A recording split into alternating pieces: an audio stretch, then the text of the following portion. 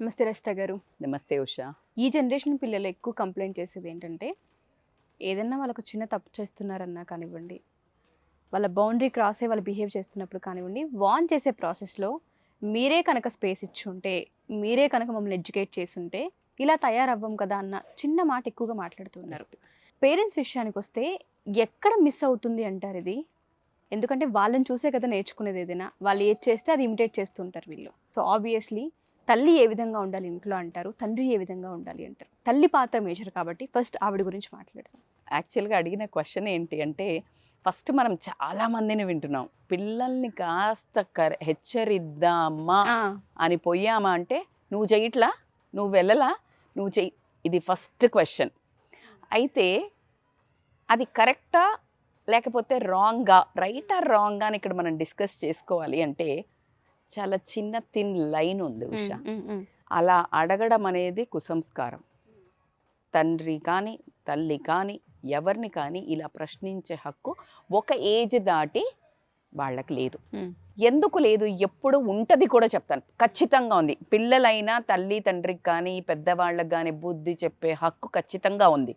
కానీ ఇక్కడ ఏం జరుగుతుందంటే, కరెక్టే, వీళ్ళు అనేది కూడా కరెక్ట్, ఏంటంటే పిల్లల్ని ఫోన్ పట్టుకోవద్దు అని చెప్తూ 24 గంటలు ఇదే పనిలో తల్లి తండ్రి. నువ్వు ఫోన్ వాడినా, నువ్వు ల్యాప్టాప్ వాడినా, నువ్వు సోషల్ మీడియాలో ఉన్నా, అది నీ వృత్తికి యూస్ఫుల్ అయ్యేది పిల్లలు రెస్పెక్ట్ చేస్తారు. నువ్వు అక్కడ గమనించు, పిల్లలు అలా వాగరు.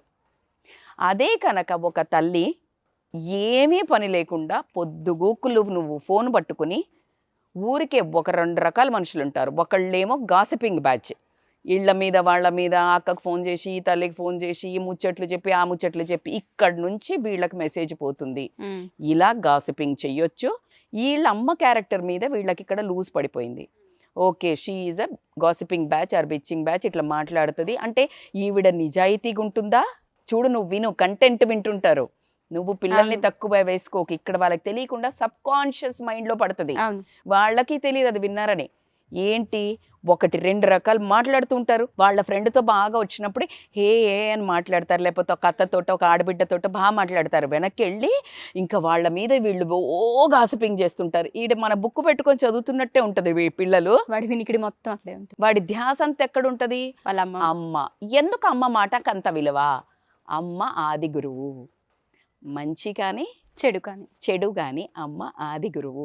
సో అమ్మ చెప్పే ప్రతి మాట వినాలని అమ్మనే నేర్పింది కదా మరి స్టార్టింగ్, మరి వినాలి కదా. అక్కడ ఫాలోయింగ్ స్టార్ట్ అయింది.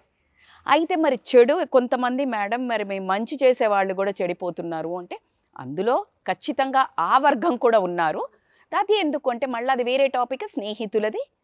ఈ తల్లి ప్రాపర్గా ఇంకా కడుపున అక్కును పెట్టుకొని చూసుకోకపోవడం, ఏదైతే బయట సమాజంలో జరుగుతున్న వాస్తవానికి ఈ అమ్మాయి ఎక్కువ టైం స్పెండ్ ఇచ్చి ఈ తల్లి ప్రేమ చాలా తక్కువగా ఉండటం, ఈ దారం తక్కువ ఉండటం, అటువైపు ఎక్కువ అవుతుంది.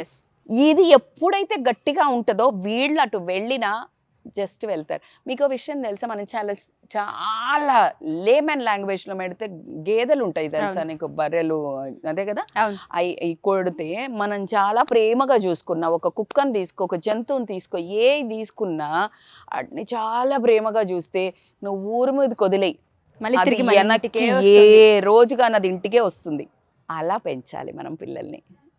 అయితే కొన్ని జంతువులు మాత్రం వెళ్ళి వేరే ఊరికే గట్టున మేసి వచ్చేస్తాయి. కొన్ని వాటికి అవసరం ఉన్న గడ్డి తిని, కొన్ని రెంకెలు వేసుకుంటూ వెళ్ళి అందరి పొలాల్లో పడి పాడు చేసి వస్తాయి. నువ్వు ఎలాంటి బిహేవియర్తో నీ పిల్లల్ని పెంచుతున్నావు? గొప్ప ఎగ్జాంపుల్ అసలు. కరెక్టా? అన్ని జంతువులు అలా చెయ్యవు, కానీ కొన్ని చేస్తాయి. కొన్ని అలా వెళ్ళిపోతుంటాయి, కొన్ని మాత్రం అట్లా ఫెరోషియస్గా అవుతాయి. ఇవన్నీ నువ్వు పెట్టే ఆహారం తీసుకోండి, నీ ప్రవర్తన, నీ పెంపకం కానీ. మేడం అందరము అలా పెంచం కదా, ఎవరు అలా నీకు తెలియదు నువ్వు ఎలా పెంచుతున్నావు, నీకే తెలియదు నువ్వేం తప్పు చేస్తున్నావు, వాళ్ళు ఏం నేర్చుకుంటున్నారు. ఎగ్జాక్ట్లీ. ఇప్పుడు మీరు అన్నట్టు నేను చెప్పిన ఫోన్ కన్వర్జేషన్ నుంచి మొదలు పెడితే, నీ డ్రెస్సింగ్, తల్లి తండ్రి డ్రెస్సింగ్ దగ్గర నుంచి మొదలు పెడితే, తల్లి తండ్రి తన తల్లి తండ్రిని ఎలా బిహేవ్ చేస్తున్నారు దగ్గర నుంచి మొదలు పెడితే ప్రతిదీ ఇమిటేట్ చేస్తారు. ప్రతిదీ ఇమిటేట్ చేస్తారు. నీ గొయ్యి నువ్వే తవ్వుకున్నట్టు. తీసుకోవటం. అయితే మేడం ఇప్పుడు యంగర్ జనరేషన్ మామ్స్ ఎంజాయ్ చేద్దాం, పర్ఫెక్ట్. తప్పకుండా మీకు ఇష్టమైన డ్రెస్సెస్ వేసుకోండి, తప్పు లేదు. ఎక్కడికి వేస్తున్నావు, ఎవరితో వెళ్తూ వేస్తున్నావు? నీ చిన్న గ్రూప్ కాజీ లేడీస్ ఉన్నారు, పర్ఫెక్ట్గా వెయ్యండి. నీ డ్రెస్సుతో ఎప్పుడు నీ పిల్లలు నిన్ను జడ్జి చేయరు ఉషా, గుర్తుపెట్టుకో. అవును. నేను చెప్తున్నాను, నేను చాలా మోడర్న్ డ్రెస్సెస్ వేస్తాను. నా అదృష్టం ఏంటంటే నా పిల్లలు ఇద్దరు అలా డ్రెస్సులు తీసి ముగ్గురం సేమ్ వేసుకుందామమ్మ అంటారు. సో నేను చాలా బ్లెస్డ్. ఎందుకు అంటారు అంటే డ్రెస్సుతో నా డిగ్నిటీ, నా బిహేవియర్ ఎప్పుడు తగ్గదు. ఎప్పుడు కానీ ఏ బట్టలు వేసుకున్నా ఎంత ముద్దుగుందురా అనిపించాలి కానీ ఏ ఉందిరా అనిపించొద్దు అనేది నేను చిన్నప్పటి నుంచి పిల్లలకి చెప్పేదాన్ని. ఈ క్లీవేజ్ కనిపించేటట్టు వేయడం కానివ్వండి. నువ్వు మాల్కి వెళ్తూ ఇంత చిన్నగా వేసుకొని వెళ్ళటం అవసరమా? కంఫర్టబుల్గా చక్కగా అన్ని కవర్ అయ్యేటట్టు వేసుకొని వెళ్తే నీ పని ఎందుకు? నువ్వు ఎంజాయ్ చేయడానికి వెళ్ళావు, నిన్ను నీ శరీర ప్రదర్శన చేయటానికి వెళ్ళలా పిల్లలు కానీ తల్లులు కానీ. అదే నువ్వు చిన్న గ్రూప్లో ఉన్నావు, ladies only, not with gents. ఆ జెంట్స్ కూడా నీ హస్బెండ్ ఉన్నాడు కానీ నీ హస్బెండ్కి సంబంధించిన ఫ్రెండ్స్ ఉన్నారు. నో, ఎవడి దృష్టి ఎలాంటిదో మనకి చెప్పలేం. ఇప్పుడు మనము ఛాన్స్ ఇచ్చి నువ్వే కేకలు వేస్తే ఇప్పుడు చూడు, మెష్ డోర్స్ లేకుండా ఇళ్ళు దర్వాజాలు అన్నీ ఓపెన్ చేసి పెట్టావు. పిల్లి వస్తుంది, కుక్క వస్తుంది, దున్నపో వస్తుంది, వదిలేస్తే ఎవడ పడితే వాడు వస్తాడు. నువ్వేం చేస్తున్నావు? మెష్ డోర్స్ వేస్తున్నావు. మనమే ఓపెన్ చేసాం కదా డోర్. మరి నువ్వే ఓపెన్ చేశాక సింపుల్. అది వాళ్ళ తప్ప, వాళ్ళ కుసంస్కారం. కానీ నీ సంస్కారం నీ చేతులు ఉన్నదే నువ్వు చేయగలుగుతావు కదా. నేను అనేది ఏంటంటే ఏది తప్పు ఒప్పు మనకు అనవసరం. ఇప్పుడు నేను అంటున్నాను మనకు అవసరమా? సో డ్రెస్సింగ్ ఖచ్చితంగా ఒక వాళ్ళ mother, okay, she is very trendy, modern, వాళ్ళ జాబ్ డిమాండ్ చేస్తుంది, వాళ్ళు వెళ్ళే పరిస్థితి సర్కిల్ డిమాండ్ చేస్తుంది, ప్రాబ్లం లేదు. కానీ నీ బిహేవియర్ చాలా క్యారెక్టర్ ఇంపార్టెంట్. క్యారెక్టర్ అనగానే నాట్ ఎవ్రీ టైం బ్యాడ్. నువ్వు మాట్లాడి చెప్తున్నాను కదా, నువ్వు ఎవరినైతే తక్కువ చేసి మాట్లాడుతున్నావు, వాళ్ళని నువ్వు బాగా బిహేవ్ చేస్తూ మోసం చేస్తున్నావు. కన్నింగ్ నేచర్ అంటారు, బిచ్చింగ్, ఇవి చాలా డేంజర్. ఎందుకంటే అసలు రెస్పెక్ట్ చేయరు పిల్లలు, చచ్చినా చెయ్యరు. నువ్వే ఇలా అన్నావు. ఈరోజు ఎప్పుడైనా మేము మాట్లాడుకుంటున్న సందర్భంలో నేను ఎప్పుడైనా ఎవరి గురించి అయినా మాట్లాడుతున్నప్పుడు ఐ డోంట్ నో, సో నేను I am always blessed. They always say we are proud that you are my mom అంటారు. నేను మొన్న నా కూతురు ఇన్స్టాలో రివార్డ్ నేను పెట్టాను. నాకు ఎన్ని రివార్డ్స్ కంటే ఈ అవార్డు చాలా ముఖ్యం అని రాశాను నా కూతురికి. అలానే నేనేదో ఎవరికైనా ఫస్ట్ హ్యాండే పిల్లల్ని పెంచటం, మళ్ళీ దానికి కోచింగ్ స్కూల్లో ఇప్పుడు మనం ఈ కోచింగ్ ఇస్తాము, ఇలా కోచింగ్ ఇస్తామని చెప్తున్నాం కదా ప్రతి ఒక్క దానికి మాత్రం పేరెంటింగ్ కోచింగ్ ప్రతి ఒక్కళ్ళకి కొత్త ఎక్స్పీరియన్స్ ఏనబ్బా. ఇప్పుడు మనం చెప్తున్నది ఏంటంటే వైడ్ రేంజ్ ఆఫ్ థాట్స్. దీంట్లో నువ్వు సరి చేసుకోవాల్సింది, ఓకే నేను ఈసారి ఫోన్ అసలు మాట్లాడకూడదు, ఫస్ట్ రీజన్గా నువ్వే మారాలి, క్యారెక్టర్ చేంజ్ చేసుకోవాలి. వేరే వాళ్ళ మీద బిచ్చింగ్, స్నేహితులను మోసం చేయటం, ఫ్రెండ్షిప్ అవసరాల కోసం చేయటం, ఆర్థికంగా వాడుకోవటం వాళ్ళను, ఇలాంటివన్నీ నీ బిహేవియర్ వీళ్ళు చూసి వీళ్ళకి ఫ్రెండ్స్కి అప్లై చేయడం కాకుండా నీకు అప్లై చేస్తారు. రేపు నిన్ను చూడరు, ఆర్ఫనేజ్లో వాడతారు, నువ్వు పనికొచ్చిన రోజులు వాడుకుంటారు, లేకపోతే తరిమేస్తారు. బాగ్బాన్ సినిమా నుంచి మొదలు పెడితే ఎన్నో చూసాం, మాతృదేవోభవ దగ్గర నుంచి మొదలు పెడితే ఎన్నో చూసాం మనం ఇలాంటి స్టోరీలు. దానికి మన బిహేవియర్ మరి చాలా కష్టం.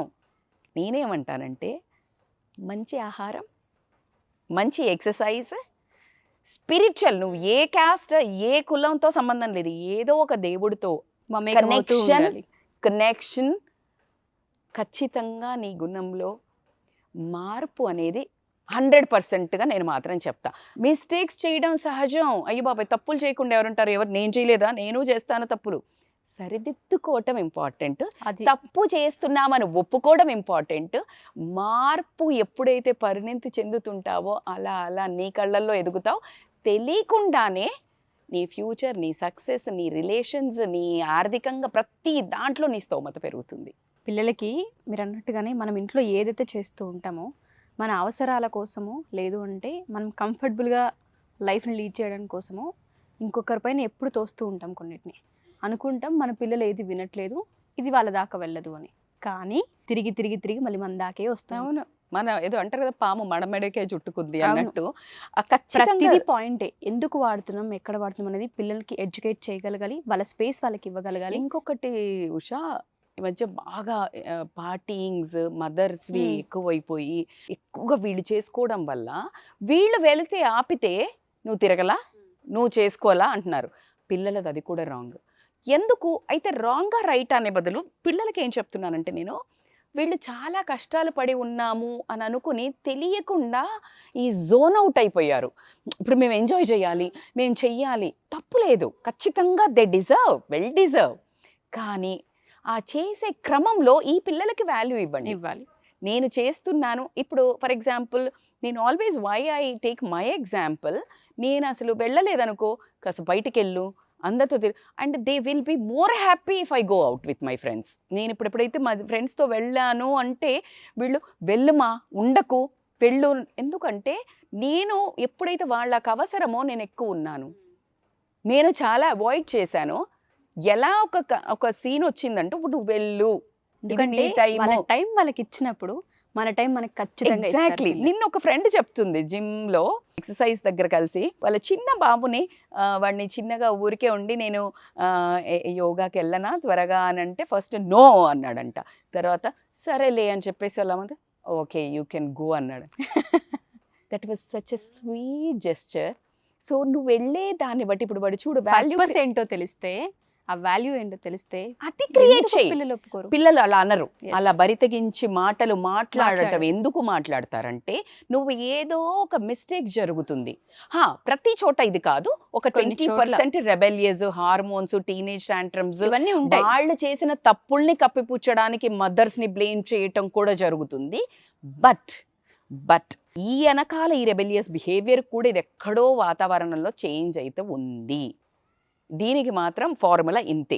సో మనము ఆ కంట్రోల్ చేసుకొని మన బిహేవియరు, మనం రెస్పాన్సిబుల్గా పిల్లల్ని చదివిస్తున్నామా, పిల్లలకు అన్నం పెడుతున్నామా, పిల్లలతో ప్రేమగా స్పెండ్ చేస్తున్నామా, క్వాలిటీ టైం ఇస్తున్నామా, ఎలాంటివి డిస్కస్ చేస్తున్నావు, వాళ్ళు భరించే బాధలు సొసైటీలో ఈ ఫిజికల్ అబ్యూస్ కానివ్వండి, బట్టలతో వచ్చే సోకులది వాళ్ళని ఎంత కంట్రోల్ చేయగలుగుతున్నావు, బయట తిరిగే సొసైటీ మంచిదా కాదా అనే క్లారిటీ నేర్పిస్తూ అక్కున చేర్చుకో. ఆ తర్వాత వాళ్ళు నిన్ను అమ్మ వెళ్ళి కాసేపు ఎంజాయ్ చెయ్యి అని వాళ్ళు నీతో వచ్చేటట్టు అలా అది కదా గ్రేట్ జర్నీ మదర్దే. Great journey. ఎస్, అదే నేను అంటున్నాను. ఈ జర్నీలో ప్రతి ఒక్క అమ్మకి అప్రెంటిస్షిప్. అబ్బా మళ్ళీ నేను ఇదే కరెక్ట్ అని చెప్పట్లా. నేను కొంచెం 4 అడుగులు ముందేసాను కాబట్టి నేను ఒడిదుడుకులన్నీ చూస్తూ నేర్చుకుంటూ వచ్చాను కాబట్టి ఈరోజు నేను ఇంత ధైర్యంగా మీ ముందు చెప్పడానికంటే దిస్ ఫార్ములా వర్క్స్, ఇలా చేస్తే బెటర్ ఏమో నేను చూశాను, చెడు చూశాను, మంచి చూశాను, అలా కంట్రోల్ చేయడం జరిగింది.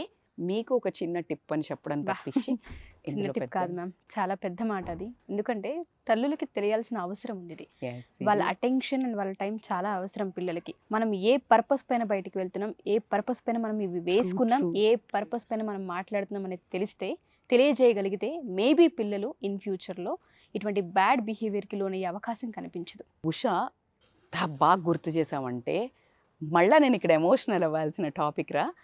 ఏంటంటే కోవిడ్ ముందు జస్ట్ నేను ఇంతకు ముందు కూడా నేను వెయిట్ లాస్కి సంబంధించిన ఐ హ్యావ్ జర్నీ అండ్ నేను ఇట్లాగే కౌన్సిలింగ్లకు కానివ్వండి, లేకపోతే సెమినార్స్కి, న్యూట్రిషన్ సెమినార్స్ చాలా చేసేదాన్ని. తర్వాత నేను వెడ్డింగ్ ప్లానర్గా కూడా వర్క్ చేశాను. సో మనం బయటికి వెళ్తాం, చక్కగా తయారవుతాం, టిప్ టాప్, సో అన్నీ చేసినా వెళ్తాం. ఏం చేస్తున్నావో వాళ్ళకి తెలియదు, బట్ చూడ్డానికి ఏంటి బయటికి వెళ్తున్నాం. సో అప్పుడు ఏంటి అనేది నాకు తెలియదు వాళ్ళ thoughts, because they were so young. కోవిడ్లో ఏం జరిగిందంటే, నేను యోగా ప్రాక్టీషనర్ చాలా ఏళ్ల నుంచి. కానీ ఆ టైంలో ఏం చేశానంటే, మానసికంగా నన్ను నేను గట్టిగా చేసుకోవడానికి నేను మ్యారథాన్స్ రన్ చేస్తుంటే చిన్న ఇంజురీ, హ్యామ్స్ట్రింగ్ కొంచెము ఉండి, సరే ఎన్ని ఎంఆర్ఐలు తీయించినా పని చేయట్లేదు కదా, నాకు యోగా చాలా ఇష్టం అని చెప్పేసి పర్సనల్గా రోజుకి 2-3 గంటలు ప్రాక్టీస్ చేసేదాన్ని. విపరీతం. వాళ్ళు చూసేవాళ్ళు. ఆ 2 years జర్నీలో నా ఏదైతే passion of my yoga practice, నేను 15 ఏళ్ల నుంచి నేను టీచర్ ట్రైనింగ్లు చేశాను టు లెర్న్ సబ్జెక్ట్ ఎనాటమీ. నాకు చాలా ఇష్టమైన ఫేవరెట్ సబ్జెక్ట్ ఫిట్నెస్. మళ్ళా అందం కోసం కాదు, ఒక మనిషి గట్టిపడి రాటు తేలాలంటే నీ ఆయుధం నీ శరీరం, నీ మనస్సు, నీకు దిశ చూపిస్తుంది. అవును. సో ఈ రెండింటిని స్ట్రాంగ్ చేయగలిగేది మాత్రం ఖచ్చితంగా యోగా. అందులో అసలు ఎటువంటి డౌట్ లేదు. నేను మళ్ళీ నొక్కి ఒక్క నుంచి చెప్పే పాయింట్ మాత్రం ఇదే. సో నా జీవితం ఎగ్జాంపుల్ దీనికి. సో అప్పుడు వాళ్ళు చూశారు Usha, 2-3 years, it's not one day. I was continuously tapassu to heal my body. In journey people asked, అబ్బా ఎంత బాగా మెయింటైన్ చేస్తావు కదా, వై డోంట్ యూ టీచ్? నేను నేర్చుకున్నప్పుడు ఎప్పుడు టీచర్ని అవుదామని నేర్చుకోలేదు, సరదాగా చాలా ఇష్టంతో నేర్చుకుంటే నన్ను టీచర్గా నా ఫ్రెండ్స్ టర్న్ చేశారు, నా పిల్లలు ప్రోత్సహించారు, మా హస్బెండ్ ప్రోత్సహించారు. వాళ్ళు ఎవరైతే నేర్చుకుంటున్నారో వాళ్ళ ఒక రిజల్ట్స్ చూసి నాకు ఒక రకమైన కిక్ అనేది వచ్చింది. ఆ హ్యాపీనెస్ హార్మోన్స్ రిలీజ్ అవ్వటం, నా అదృష్టంగా దేవుడు నాకు వాళ్ళకి ఎవరికో మేలు చేయడానికి నన్ను ఎంచుకున్నాడు అనే దాంతో ఫుల్ టైం యోగా ప్రాక్టీషనర్గా మారటం, హెల్దీ లైఫ్ స్టైల్ యోగాగా మారటం. అవును. ఇప్పుడు వాళ్ళ కళ్ళల్లో, because they saw me in front of them. అందరం ఇంట్లో జీవించాం, కానీ నేను ఆ కోవిడ్లో ఉన్న సమస్యని పాజిటివ్గా మార్చుకొని ఎలా ఎమర్జ్ అయ్యాను. Now the respect has raised to the sky. ఇది ఒక్కటి చాలు మేడం. అందుకే చెప్తున్నాను, ఇక్కడ నా షో ఆఫ్ చేయడానికి, నా లైఫ్ చెప్పడానికి చెప్పడం లేదు.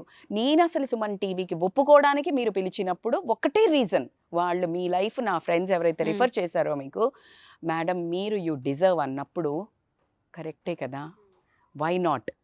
నేను నీ దాంట్లోంచి బయటకు వచ్చినప్పుడు ఇలాంటి జర్నీ మైల్ స్టోన్స్ ఉన్నప్పుడు ప్రతి ఒక్క లేడీస్ ఎవరైతే ఇప్పుడు ఉన్నారో ఖచ్చితంగా భయంకరమైన అనుభూతులు ఉన్నాయి. ఎవరితో? పిల్లలతో. భయంకరం అంటే నేను చెప్పలేను ఉషా. పిల్లల్ని మందు పెట్టి చంపేద్దామా? పిల్లలు తల్లి తండ్రిని చంపేస్తా పైసలు ఇవ్వకపోతే, ఐఫోన్ కొనియకపోతే, డ్రెస్ కొనియకపోతే, ట్రిప్పుకు ఇలాంటి దరిద్రమైన సిచ్యుయేషన్స్ని, భయంకరమైన భావోద్వేగాలు రగులుతున్న టైంలో నో ఐ థింక్ ఒక చిన్న నా వంతు ప్రయత్నం దేవుడు నాకు ఆజ్ఞ వేశాడు అని అనుకుని ఈరోజు మీ ముందు రావడం జరిగింది. Thank you so much ma'am. ఎందుకంటే అలా చెప్పేవాళ్ళు కూడా చాలా తక్కువ మంది ఉంటుంటారు. నిజంగా అది మా అదృష్టం కూడా.